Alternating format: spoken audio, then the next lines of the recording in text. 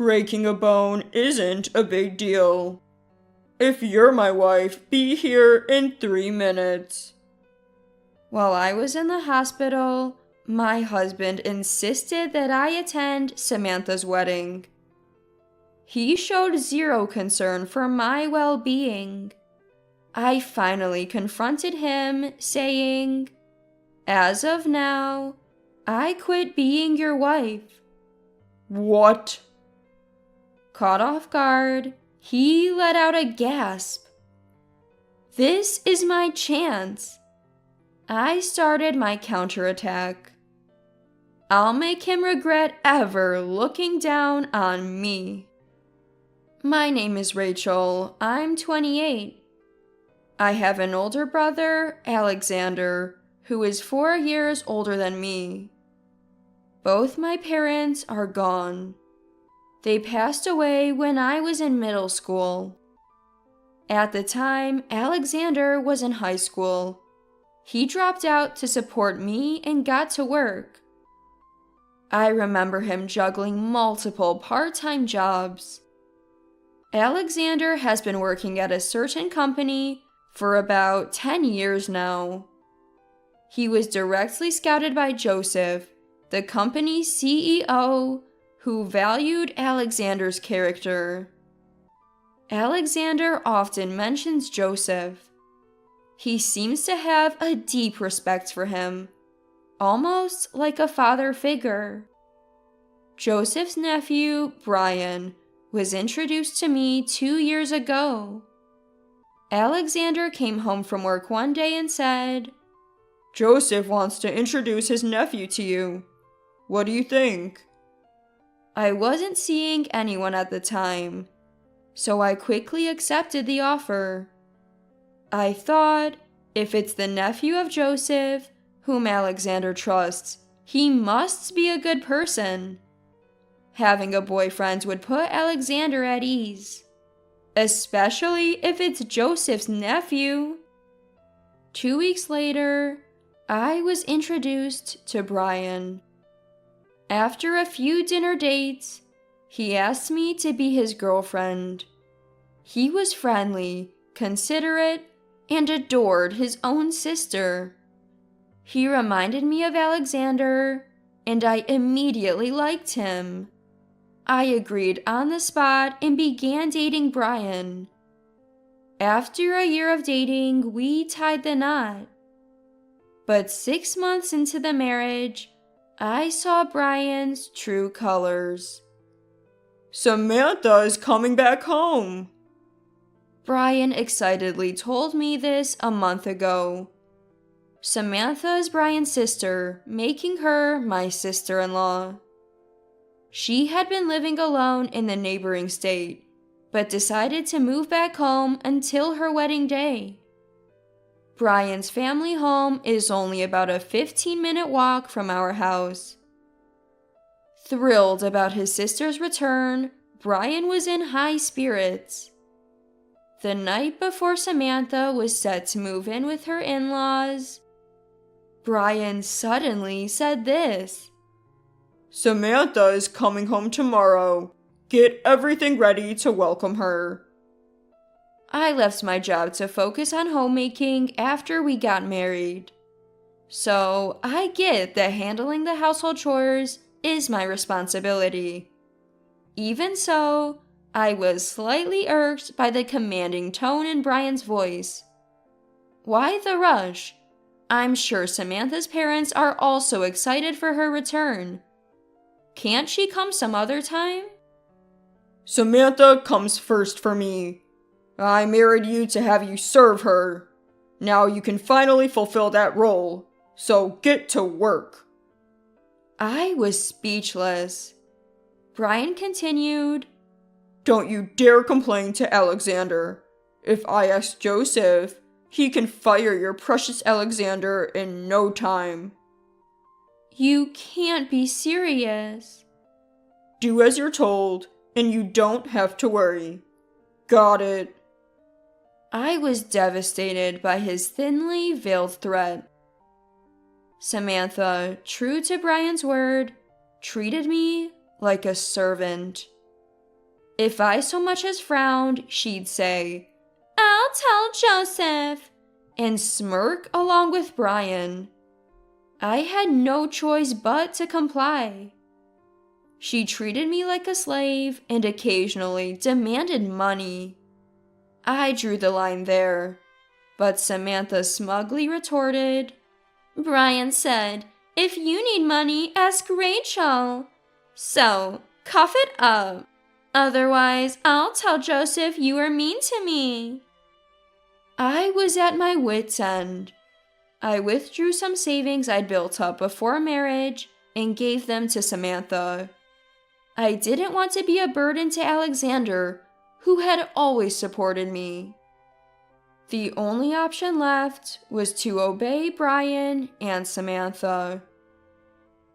The only glimmer of hope was that Samantha's stay at my in-laws was temporary. She set to get officially married the day after the wedding ceremony, and then they'll move to a new home in a different state. Until then, I have to hang on. That's what I kept telling myself to get through each day. One evening, just 3 days away from Samantha's wedding, Brian came home from work and dropped a bombshell. Prepare $10,000 as a wedding gift for Samantha. What? I couldn't help but blurt out in a voice tinged with shock and anger. Brian turned toward me, wearing a displeased expression. Look, I don't mind if you don't want to, but if you don't listen, we're getting a divorce. And your brother's job is done for. Ha ha ha. I was speechless, stunned by the threat of divorce from my husband. Before I could say anything, Brian doubled down. Hey, I can divorce you anytime, you know. And with that, he waved a signed divorce paper in front of me. In a fit of frustration, I snatched the paper away from him. I shot him a piercing glare, but he remained defiant. Go ahead, make my day. Divorce me, and you and your brother are doomed. Hopeless, I felt cornered. I stormed out of the house, aimlessly wandering the nighttime streets. Why did it come to this? Devastated, mentally and physically, I felt completely lost. While attempting to descend a pedestrian bridge, my foot slipped. Ah! Before I could scream, I tumbled down to the ground below. I passed out as I hit the cold pavement. When I came to, I found myself in a hospital bed. Where am I? My brother Alexander peered into my face, full of concern. Rachel, are you all right? I was utterly confused. Observing my condition, Alexander explained what had happened. Last night, a passerby found me collapsed under the pedestrian bridge and called an ambulance. I had fractured my leg and would need a significant time to fully recover. I was even told I'd require long-term hospitalization and rehab. Alexander looked at me intently after his explanation. Why were you out at that hour? Brian hasn't even visited you in the hospital. Did something happen between you two? I could feel Alexander's genuine concern. I broke down, unable to hold back any longer. He only married me to use me. He threatened to fire you, Alexander, if I don't obey. I wanted to protect you, but now he's demanding $10,000 for Samantha's wedding gift. Alexander probably couldn't make heads or tails of my rambling. Even so, he nodded and simply said, You've been through a lot. After a good cry, I began to regain some semblance of composure. Alexander was radiating an aura of anger. After hearing my whole story, he smiled gently at me. You didn't have to worry about me. What I can't stand is seeing you hurting, Rachel. But thanks for having my back. He playfully tapped the top of my head. Despite being almost 30, it made me feel oddly secure. My phone rang right after I finished telling Alexander everything. It was a message from Brian. Hospitalized? Ha ha ha. Don't think that's getting you out of our wedding gift. Have $10,000 ready and come back now. Tomorrow's Samantha's wedding. He's always so concerned about Samantha, not a care about my health. Something inside me snapped. Enough is enough. I'm not putting up with this man anymore. That day I left home, I took my wallet, phone, and divorce papers. I spread the divorce papers on the table and signed them without hesitation. Alexander offered to submit the papers for me. He also updated Joseph on the situation. Fortunately, Joseph wasn't as concerned as I thought he would be. Now I can finally stand up to him.